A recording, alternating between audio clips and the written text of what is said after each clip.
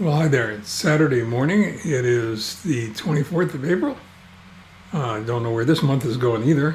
It's going rather quickly and rather slowly at the same time. This is interesting. It's Journal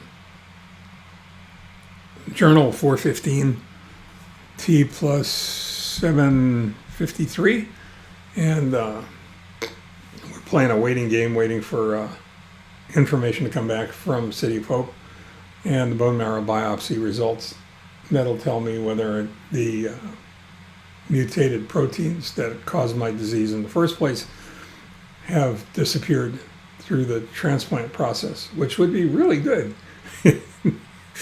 We're optimistic. I'm optimistic because I feel good. What my dear friend Paul Collison calls my Mitch meter is telling me that everything's okay. But still, there's that little frame of doubt. That's not what I wanted to talk about today, oddly enough, since it's mostly all I can think about. But I want to talk about something that happened the other day, actually, because it's rare that the universe will conspire against you so carefully and completely that two seemingly disparate events will smack you around enough to let you know that you're headed in the wrong direction, or at least that you're not headed in the right direction. And that's what happened. And it's also rare that I'll write about something that I think fits equally as well into the misfirebook.com site and the mitchschneidersworld.com site. So I put the same column with different names in both places, despite the fact that I know Google doesn't like that. There are times when I don't like Google, so I figure that's fair. And in any case, what started as a telephone call with a shop owner from back east, really, that went on for an hour. And it was a really good conversation. It's a conversation that I enjoyed. And it helped me realize how much I really enjoyed sharing the knowledge that I've accumulated over the 40 years I've been pursuing leadership and management and automotive shop management and all the work I've done to help other shop owners, members of the repair community, have a better future, enjoy a better life. And then almost immediately after that, I wound up helping my wife go through the garage, trying to organize the garage. I don't know if you've ever done that.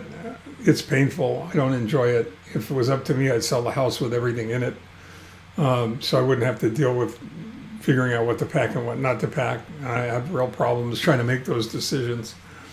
But in the process of going through the filing cabinets, I came across a treasure trove, historical anthology of the last 40 years.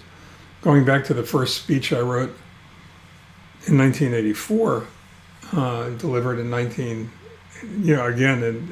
through 1985, to the columns that I written over the years, to keynote addresses I've written. I mean, it was just an amazing amount of stuff that I've kept over the years, which was great. It wasn't great for my wife because I started wandering through all of this stuff and I wasn't much help. But it was great for me because it helped remind me of why I'm here. I kept hearing this little voice in my head going, see, this is the stuff you're supposed to be doing. This is what you're good at. This is what you were meant to do. This is what I meant you to do. So why aren't you doing more of it? And I had a good reason. I mean, especially over the last few years, I was busy trying to stay alive.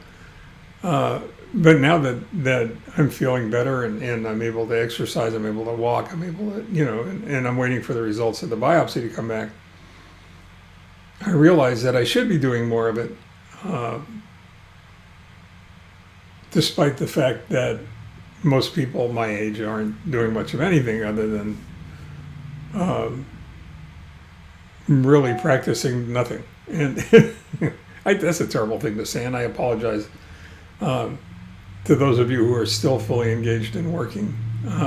But it does get harder as you get older. It does take more energy and more effort. It does take a greater level of focus and determination to get things done. And a lot of people just get tired of that, weary of it. And fortunately for me, I don't think I'm one of them. I still have things to do. I'll try and what came out of this experience was recognizing that I have a need to contribute, and I'm going to continue to do that in the best ways I possibly can, the best ways I know how. So you're stuck with me for a while, I guess, and recognizing that I'm writing as much for me, or perhaps more for me than I am for anyone else. So if the universe is tugging at you, if you're getting messages, from the great beyond that you're supposed to be doing other things that you were meant to do,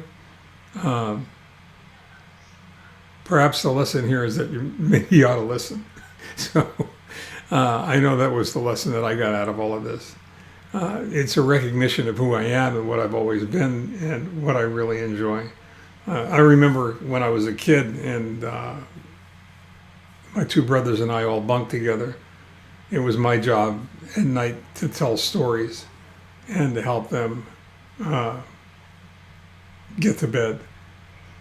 And so I guess I've always been a storyteller. I've always been a teller of tales. I've always been a communicator. And that's my story, and I'm sticking to it. In the meantime, stay well, take care. If you haven't gotten vaccinated, get vaccinated. If you have gotten vaccinated, be safe out there. It ain't over till it's over. That's it for now.